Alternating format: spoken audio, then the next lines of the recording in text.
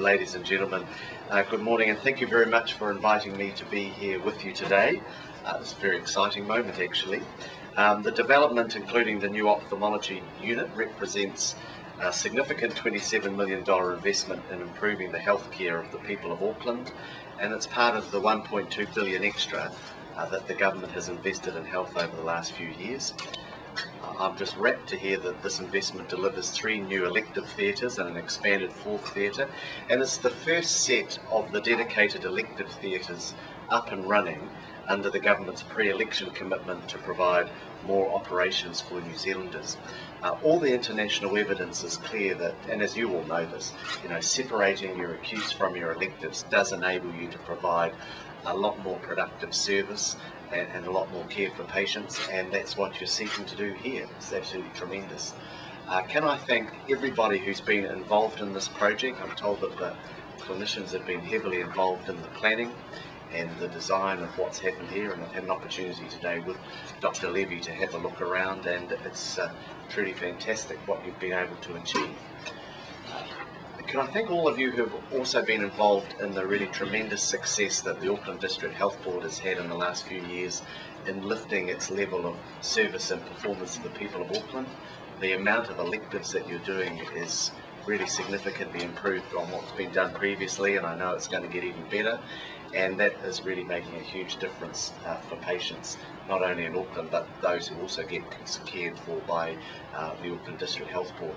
I think it'd be fair to say we can't have a successful health service in New Zealand if we don't have a successful Auckland District Health Board, because of the leadership that you provide, not only Greater Auckland, but also the leadership you provide at a clinical level across the whole of the country makes a huge difference to the public health service.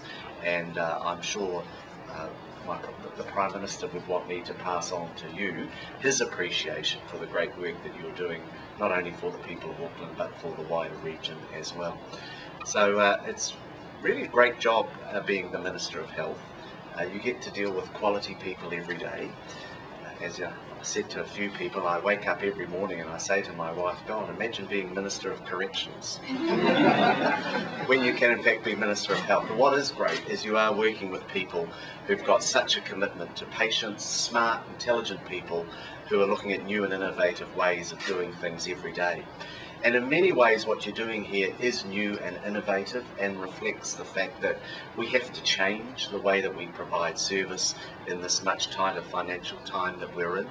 It'd be fair to say that things are pretty tough for New Zealand at the moment. I think there's plenty of upside coming, but we in the health service have had to tighten our belts and make sure that we're using every dollar that we've got to maximum value for patients, and I think what we're seeing here today is an indication of that commitment and that success.